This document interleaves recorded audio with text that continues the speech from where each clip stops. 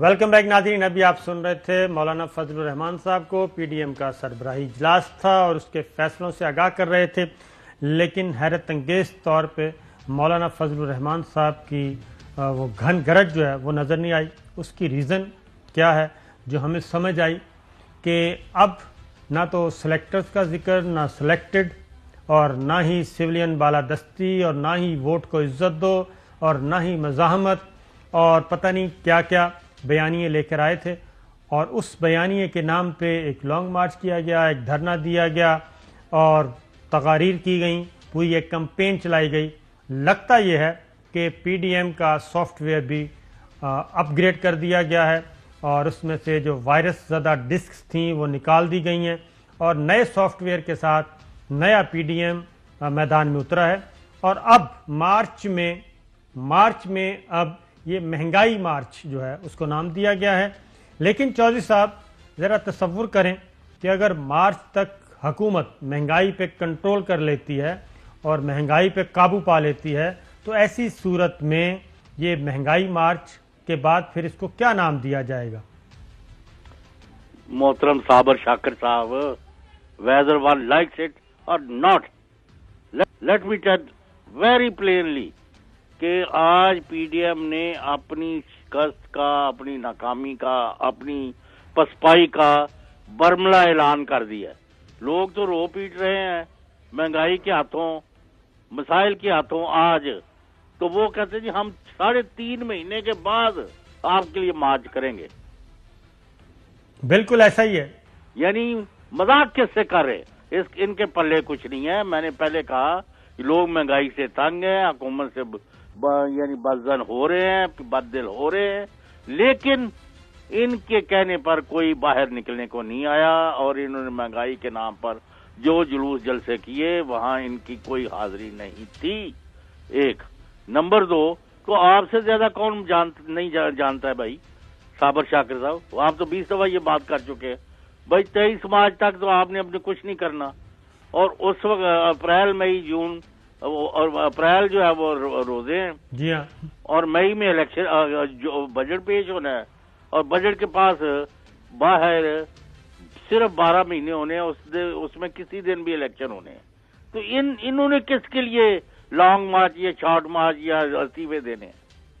یہ بالکل چوہے صاحب ایسا ہی ہے کہ بس ایک یہ پتلی گلی سے نکلنے کی کوشش کر رہے ہیں۔ مہنگائی آج کا موضوع ہے، اور آپ نے صحیح کہا کہ 3.5 مہینے کے بعد کا یہ ٹائم دے رہے ہیں، اور 23 مارچ کا ٹائم دیا ہے، اور 2 اپریل کو پہلا روزہ ہے۔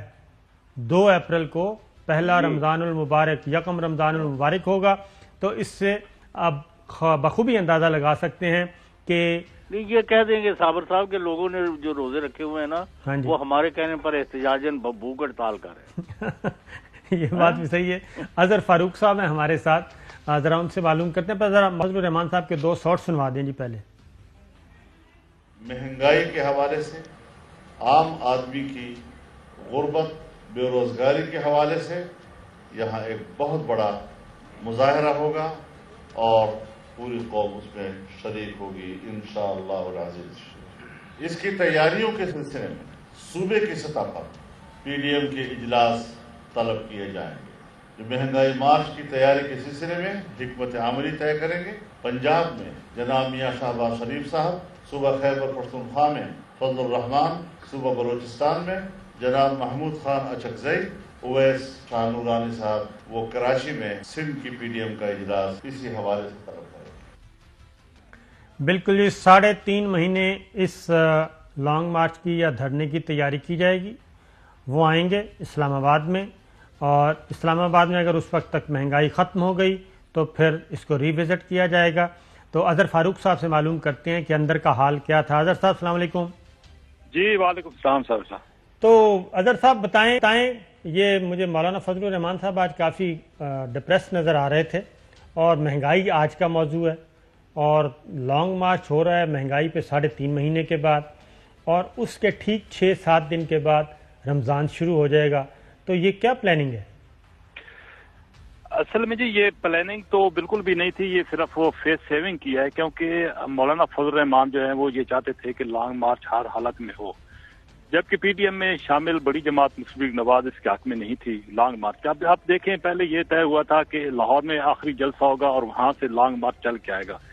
آج جب اجلاس ہوا ہے تو اس میں یہ فیصلہ ہوا ہے کہ جی کافروں کی شکل میں لوگ اسلام آباد پہنچیں گے, اور یہ فیصلہ نہیں ہوا کہ دھرنا ہوگا یا کیا ہوگا, مظاہرہ ہوگا, جلسہ ہوگا, کیا ہوگا. یہاں پہ پہنچیں گے اور اس وقت فیصلہ کیا جائے گا کہ آگے کی حکمت عملی کیا ہوگی. یہ کہا جا رہا ہے کہ آج کے اجلاس میں مولانا فضل الرحمان خاص سے پریشان بھی تھے, ناراض بھی ہوئے, کیونکہ اسمبلی سے استعفے دینے کے حوالے سے مولانا فضل الرحمان بضد تھے کہ فوری طور پر مستعفی ہو جائے. لیکن مسلم لیگ نواز سمیت تو اور جو پارلیمانی جماعتیں ہیں وہ یہ نہیں چاہتی تھی کہ اسمبلیوں سے استعفے دینے کا کوئی فیصلہ ہو. تو بامر مجبوری آخر میں یہ فیصلہ ہوا ہے کہ 3 مہینے کے بعد ایک ایسا مارچ کیا جائے جو کہ اسلام آباد کی طرف ہو, اور اسلام آباد میں اس حوالے سے ایک مظاہرہ کیا جائے گا. تو اس مظاہرے سے تو یقینی طور پر, اور یہ بھی کہا گیا ہے کہ بعد میں دیکھا جائے گا کہ آئندہ کی حکمت عملی کیا ہوگی. تو اس حوالے سے تو یہ دیکھا جائے تو آج کے اجلاس میں کوئی وہ فیصلہ تو نہیں ہو سکا جس کی توقع کی جا رہی تھی کہ شاید لانگ مارچ بڑے جیسے پہلے مولانا 23 مارچ کو تو یہاں پہ یوم پاکستان کی پریڈ ہوتی ہے, اور اس سے پہلے ایک ہفتہ 10 دن پہلے اس کی تیاریاں شروع ہو جاتی ہیں, اور پوری قوم جو ہے وہ یوم پاکستان منانے کے لیے مصروف ہوتی ہے. تو یہ تاریخ اس میں کیا کریں گے, یوم پاکستان کی پریڈ کو جوائن کریں گے؟ یہ سوال مولانا فضل الرحمان سے ہوا تھا, ان کے پاس اس کا جواب نہیں تھا, کیونکہ جب پریڈ ہوتی ہے تو یقینی طور پر کچھ شاہراہیں جو ہیں وہ بھی بند کی جاتی ہیں, انتہائی اہم پریڈ ہوتی ہے, سیکورٹی کا بڑا ایشو ہوتا ہے. تو اس بات کا کافی امکان ہے کہ بعد میں شاید اس تاریخ کو تبدیل کیا جائے, کیونکہ ابھی تک یہ کہا گیا کہ اسٹیئرنگ کمیٹی کا فیصلہ اجلاس ہوگا کل, اس میں مزید کچھ فیصلے کیے جائیں گے. تو آج یکسو نہیں تھی پی ڈی ایم کی مرکزی قیادت. کہیں ایسا تو نہیں ہے اظہر صاحب, کہیں ایسا تو نہیں ہے کہ 23 مارچ کی تاریخ خاص طور پہ اسی لیے رکھی گئی ہے کہ ملٹری لیڈرشپ جو ہے وہ رابطہ کرے, کیونکہ یوم پاکستان کی جو فوجی پریڈ ہوتی ہے اس کا سارا اہتمام جو ہے آپ کو معلوم ہے کہ ملٹری لیڈرشپ کرتی ہے, جی ایچ کو اس کو آرگنائز کر رہا ہوتا ہے. تو 23 مارچ کی تاریخ خاص طور پر اس لیے رکھی گئی ہے کہ جناب آپ ہم سے ریکویسٹ کریں تو ہم اس کو ذرا تھوڑا سا آگے کر دیں گے یا پوسٹ پون کر دیں گے. جی بالکل, یقینی طور پر یہ کہا جا سکتا ہے کہ ان روابط کے لیے یہ اس تاریخ کا انتخاب کیا گیا ہو, کیونکہ پی ڈی ایم میں شامل کچھ ایسی جماعتیں ہیں, جیسا کہ آج ہم نے دیکھا ہے کہ قومی سلامتی کمیٹی کا اجلاس تھا, وہاں پہ اپوزیشن جماعتیں اس لیے نہیں گئیں کیونکہ پہلے جو بھی اجلاس ہوئی وہاں پہ چونکہ ملٹری لیڈرشپ ہوتی تھی تو پوری اپوزیشن جو ہے وہ اجلاسوں میں جاتی تھی تاکہ انٹریکشن جو ہے وہ ملٹری لیڈرشپ کے ساتھ ہو سکے. تو اس بات کا کبھی امکان ہے کہ ان روابط کی بحالی کے لیے یا رابطوں کے لیے اس تاریخ کا انتخاب کیا گیا ہو.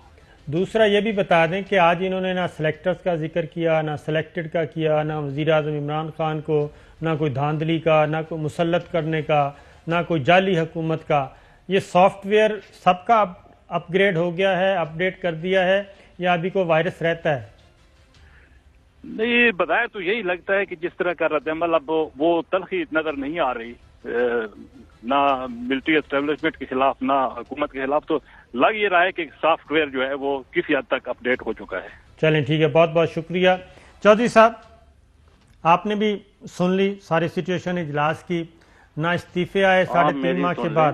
جی ہاں جی, یعنی جس دن انہوں نے رکھا ہے نا 23 مارچ کا, وہ آپ سمجھیں کہ اس وقت یہ حکومت 4.25 سال مکمل کر چکی ہوگی.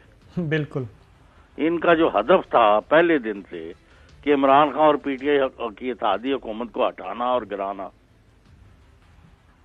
جی وہ تو سارے کا سارا ناکامی سے دوچار ہو گیا. اب آپ آ گئے ہیں الیکشن کس طرح ہونے ہیں, کس دن ہونے ہیں اور کس دن اسمبلیاں ختم ہونی ہیں, تو وہ اگلے یعنی بجٹ کے بعد کسی وقت بھی ہو سکتا ہے. جی ہاں ایسا ہی ہے. ان کا کون سا رول ہے ان کے اوپر؟ کل جو الیکشن ہوا ہے آپ نے وہ ابھی ڈسکس نہیں کیا, وہ بھی آ رہا ہے اس کا بھی. تو مجھے آپ ایک سوال کا ان سے جواب لے دیں کہ مطلب ایک آدمی تھا, اس نے کہا میں خودکشی کر لی, انہوں نے کہا نہیں یار یہ نہیں وہ, تو اگلے دن پھر بیٹھا ہوا تھا, بھائی آپ تو خودکشی کر دیں. انہوں نے کہا میں گیا تھا لیکن برف بڑی سی پئی, جس سے مرنا ہے ہاں جی, اس سے کیا فرق پڑتا ہے کہ برف پڑی ہوئی ہے کہ نہیں پڑی ہوئی؟ بس وہ میرا خیال ہے کہ تلاش کی جا رہی ہیں راہیں. آپ نے کیا 133 کا ذکر, کل ضمنی الیکشن تھا جی, اور ضمنی الیکشن میں جو رزلٹ آیا 2 ہی امیدوار تھے, پاکستان پیپلز پارٹی اور پاکستان مسلم لیگ نواز میدان میں تھے. اب اس فتح کو خواجہ سعد رفیق صاحب نے ذرا کس طریقے سے بیان کیا ہے، پہلے ذرا وہ سن لیں۔ بہت ہی اچھا فلسفہ ہے، اور میرا خیال ہے کہ کوئی الجبرا اور میتھمیٹکس کے بڑے سے بڑے سائنٹسٹ بھی یہ نہیں بتا سکتے تھے۔ خواجہ سعد رفیق صاحب کہتے ہیں مسلم لیگ نون نے 2018 میں 90,000 ووٹ لیے اور 12,000 کی لیڈ سے یہ الیکشن جیتا۔ ضمنی انتخاب میں کم ٹرن آؤٹ کے باعث مسلم لیگ نون نے 47,000 ووٹ لیے۔ اس بار ہماری لیڈ بڑھ کر 14,500 ہو گئی۔